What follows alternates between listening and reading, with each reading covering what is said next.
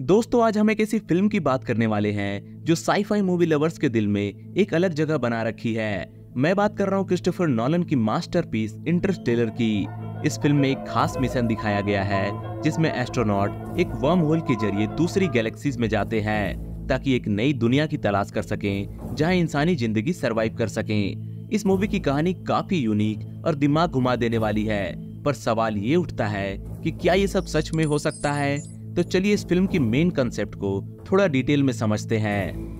Movie में astronaut एक worm hole के जरिए अपनी जर्नी शुरू करते हैं जो उन्हें एक दूसरी गैलेक्सी में ले जाता है। साइंस में वर्म होल का कॉन्सेप्ट जनरल रिलेटिविटी से आता है जिसे अल्बर्ट आइंस्टीन ने दिया था। जनरल रिलेटिविटी कहता है कि स्पेस और टाइम एक फैब्रिक के जैसा है और अगर ये फैब्रिक फोल्ड हो जाए तो दो अलग पॉइंट्स को डायरेक्टली कनेक्ट किया जा सकता है जिससे काफी लंबी दूरी को काफी कम समय में कवर किया जा सकता है। लेकिन अब तक किसी ने वर्म होल को ऑब्जर्व नहीं किया है और अब तक ये सिर्फ थ्योरीज और मॉडल्स तक ही सीमित है। इसके प्रैक्टिकल के लिए हमें एग्जॉटिक मैटर चाहिए जो अभी तक हमारे पास नहीं है। मूवी में गारगेंटुआ ब्लैक होल के पास टाइम डायलेशन दिखाया गया है।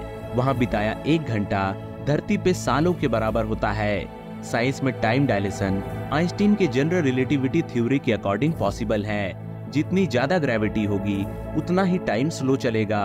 एस्ट्रोनॉट को जो टाइम डायलेशन एक्सपीरियंस होता है वो थ्योरी के मुताबिक सही है, लेकिन प्रैक्टिकली हम अब तक इतने पावरफुल ब्लैक होल के इतने नजदीक तक नहीं गए हैं जो इतनी ज्यादा टाइम डायलेशन कॉज कर सके।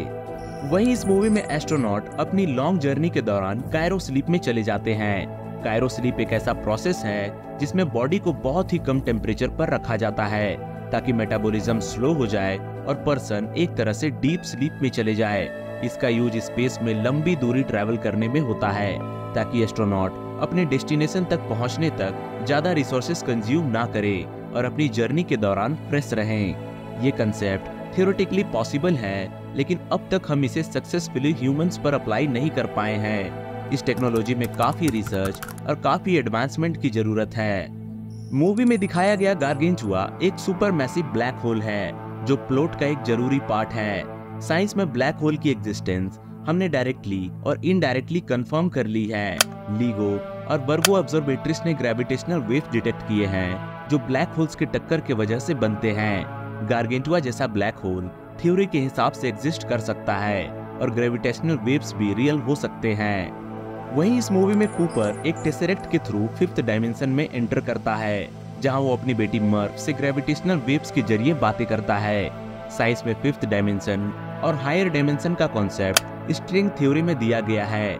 इस थ्योरी के अनुसार 11 डायमेंशन तक हो सकते हैं, लेकिन इसके कोई भी प्रूफ्स अभी तक हमारे पास नहीं हैं। साइंस में एक्सोप्लैनेट रिसर्च और स्पेस एक्सप्लोरेशन में काफी एडवांसमेंट हुई है।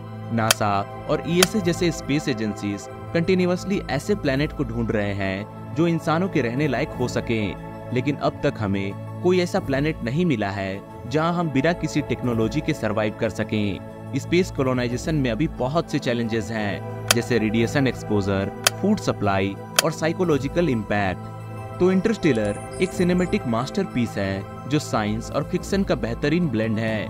मूवी में दिखाए गए कॉन्सेप्ट थियोरेटिकली फिजिक्स के प्रिंसिपल पर बेस्ड हैं, लेकिन इन्हें प्रैक्टिकली इम्प्लीमेंट करना अभी हमारे बस की बात नहीं है।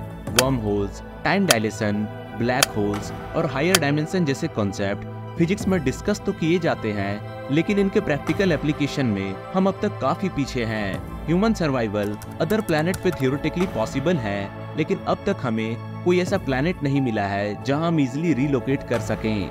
ये फिल्म हमें याद दिलाती है कि हमारी यूनिवर्स कितनी ज्यादा कॉम्प्लेक्स और कितनी मिस्टीरियस है, और इसे समझने के लिए हमें और भी ज्यादा एक्सप्लोर और भी ज्यादा रिसर्च करने की जरूरत है।